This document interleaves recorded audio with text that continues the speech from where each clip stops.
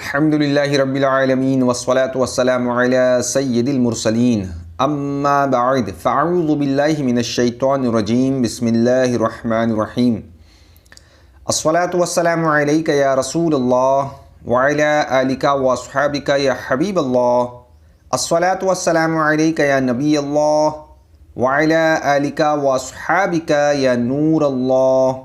فرمان مصطفیٰ صلی اللہ تعالی علیہ وآلہ وسلم، جو مجھ پر ایک دن میں 50 بار درود پاک پڑھے، قیامت کے دن میں اس سے مصافحہ کروں گا، یعنی ہاتھ ملاؤں گا۔ صلو علی الحبیب صلی اللہ تعالی علی محمد صلی اللہ علیہ وآلہ وسلم۔ ایک مرتبہ دو شیاطین میں ملاقات ہوئی۔ ایک شیطان خوب موٹا تازہ تھا، جبکہ دوسرا دبلا پتلا۔ موٹے نے دبلے سے پوچھا، بھائی آخر تم اتنے کمزور کیوں ہو؟ اس نے جواب دیا، میں ایک ایسے نیک بندے کے ساتھ ہوں جو گھر میں داخل ہوتے اور کھاتے پیتے وقت بسم اللہ شریف پڑھ لیتا ہے، تو مجھے اس سے دور بھاگنا پڑتا ہے۔ یار یہ تو بتاؤ، تم نے بہت جان بنا رکھی ہے، اس میں کیا راز ہے؟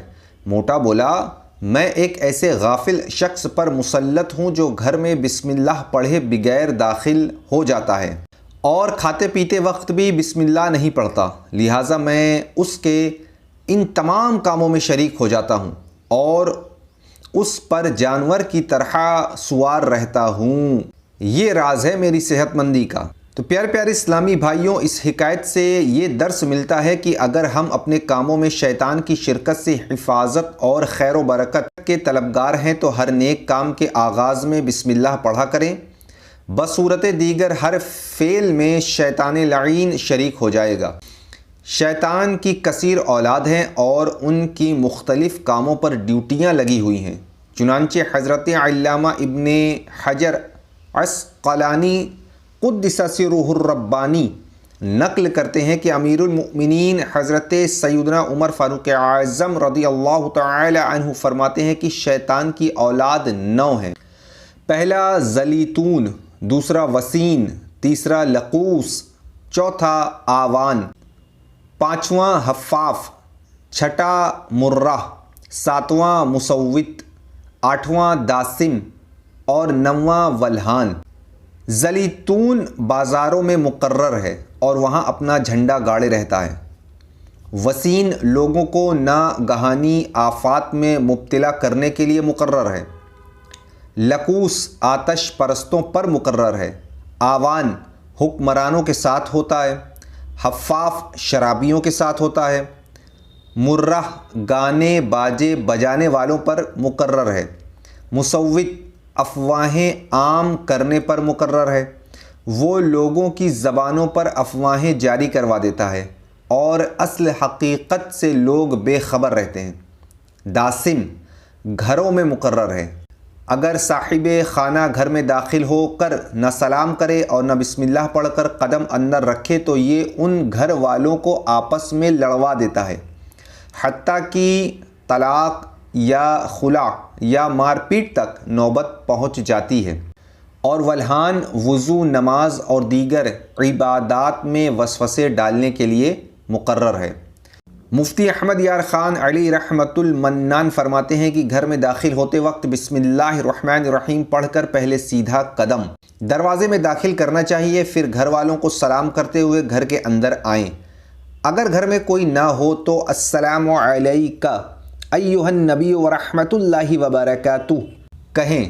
بعض بزرگوں کو دیکھا گیا ہے کہ دن کی ابتدا میں گھر میں داخل ہوتے وقت بسم اللہ الرحمن الرحیم اور قل هو اللہ شریف پڑھ لیتے ہیں کہ اس سے گھر میں اتفاق بھی رہتا ہے، یعنی جھگڑا نہیں ہوتا، اور روزی میں برکت بھی۔ صلو علی الحبیب صلی اللہ تعالی علی محمد صلی اللہ علیہ وآلہ وسلم۔ کھانے پینے سے قبل بسم اللہ پڑھنا سنت ہے۔ حضرت سیدنا حذیفہ رضی اللہ تعالی عنہ روایت کرتے ہیں کہ تاجدار مدینہ صلی اللہ تعالی علیہ وآلہ وسلم کا فرمان علی شان ہے کہ جس کھانے پر بسم اللہ نہ پڑھی جائے وہ کھانا شیطان کے لیے حلال ہو جاتا ہے، یعنی بسم اللہ نہ پڑھنے کی صورت میں شیطان اس کھانے میں شریک ہو جاتا ہے۔ کھانے سے پہلے بسم اللہ نہ پڑھنے سے کھانے میں بے برکتی ہوتی ہے۔ حضرت سیدنا ابو ایوب انصاری رضی اللہ تعالی عنہ فرماتے ہیں کہ ہم تاجدار رسالت، ماہ نبوت، مالک کوثر و جنت، محبوب رب العزت صلی اللہ تعالی علیہ وسلم کی خدمت سراپا رحمت میں حاضر تھے۔ کھانا پیش کیا گیا۔ ابتدا میں اتنی برکت ہم نے کسی کھانے میں نہیں دیکھی، مگر آخر میں بڑی بے برکتی دیکھی۔ ہم نے عرض کی، یا رسول اللہ صلی اللہ تعالی علیہ وسلم ایسا کیوں ہوا؟ ارشاد فرمایا، ہم سب نے کھانا کھاتے وقت بسم اللہ پڑھی تھی، پھر ایک شخص بغیر بسم اللہ پڑھے کھانے کو بیٹھ گیا، اس کے ساتھ شیطان نے کھانا کھا لیا۔ ام المؤمنین حضرت سیدنا عائشہ صدیقہ رضی اللہ تعالی عنہ فرماتی ہیں کہ تاجدار مدینہ، راحت قلب و سینہ، فیض گنجینہ، صاحب معطر پسینہ، باعث نزول سکینہ صلی اللہ تعالی علیہ وسلم کا فرمان باقرینہ ہے کہ جب کوئی شخص کھانا کھائے تو اللہ عز و جل کا نام لے، یعنی بسم اللہ پڑھے، اور اگر شروع میں بسم اللہ پڑھنا بھول جائے تو یوں کہے، بسم اللہ و اولہ و آخرہ۔ حضرت سیدنا امیہ بن مخشی رضی اللہ تعالی عنہ فرماتے ہیں، حضور سراپا نور، فیض گنجور، شاہ غیور، محبوب رب غفور صلی اللہ تعالی علیہ وسلم تشریف فرما تھے۔ ایک شخص بغیر بسم اللہ پڑھے کھانا کھا رہا تھا۔ جب کھا چکا اور صرف ایک ہی لقمہ باقی رہ گیا تو وہ لقمہ اٹھایا اور اس نے کہا، بسم اللہ و اولہ و آخر۔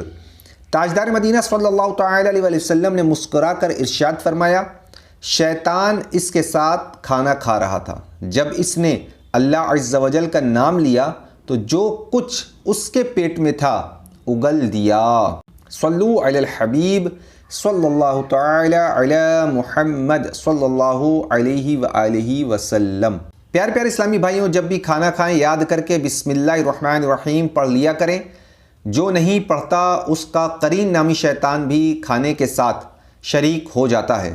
سیدنا امیہ بن مخشی رضی اللہ تعالی عنہ والی روایت سے صاف ظاہر ہو رہا ہے کہ ہمارے میٹھے میٹھے آقا مدینے والے مصطفیٰ صلی اللہ تعالی علیہ وآلہ وسلم کی مقدس نگاہیں سب کچھ دیکھ لیا کرتی ہیں۔ جبھی تو شیطان کو قے کرتا ہوا ملاحظہ فرما لیا اور شیطان کی بدحواسی دیکھ کر مسکرا دیے۔ چنانچہ مفتی احمد یار خان علیہ رحمت المنان فرماتے ہیں کہ رحمت عالم صلی اللہ تعالی علیہ وآلہ وسلم کی مقدس نظر حقیقت میں چھپی ہوئی مخلوق کو بھی ملاحظہ فرماتی ہے، اور حدیث مبارک بالکل اپنے ظاہری معنی پر ہے، کسی تعویل کی ضرورت نہیں۔ جیسے ہمارا پیٹ مکھی والا کھانا جبکہ مکھی اس میں موجود ہو قبول نہیں کرتا، ایسے ہی شیطان کا معدہ بسم اللہ والا کھانا ہضم نہیں کر پاتا، اگرچہ اس کا قے کیا ہوا کھانا ہمارے کام نہیں آتا، مگر مردود بیمار پڑ جاتا ہے اور بھوکا بھی رہ جاتا ہے، اور ہمارے کھانے کی فوت شدہ برکت لوٹ آتی ہے۔ غرض یہ کہ اس میں ہمارا فائدہ ہے اور شیطان کے دو نقصان، اور ممکن ہے کہ وہ مردود آئندہ ہمارے ساتھ بغیر بسم اللہ والا کھانا بھی اس ڈر سے نہ کھائے کہ شاید یہ بیچ میں بسم اللہ پڑھ لے اور مجھے قے کرنی پڑ جائے۔ حدیث پاک میں جس آدمی کا ذکر ہے غالباً وہ اکیلا کھا رہا تھا۔ اگر حضور اکرم صلی اللہ تعالی علیہ وسلم کے ساتھ کھاتا تو بسم اللہ نہ بھولتا، کیونکہ وہاں تو حاضرین بسم اللہ بلند آواز سے کہتے تھے اور ساتھ والوں کو بسم اللہ کہنے کا حکم کرتے تھے۔ صلو علی الحبیب صلی اللہ تعالی علی محمد صلی اللہ علیہ وآلہ وسلم۔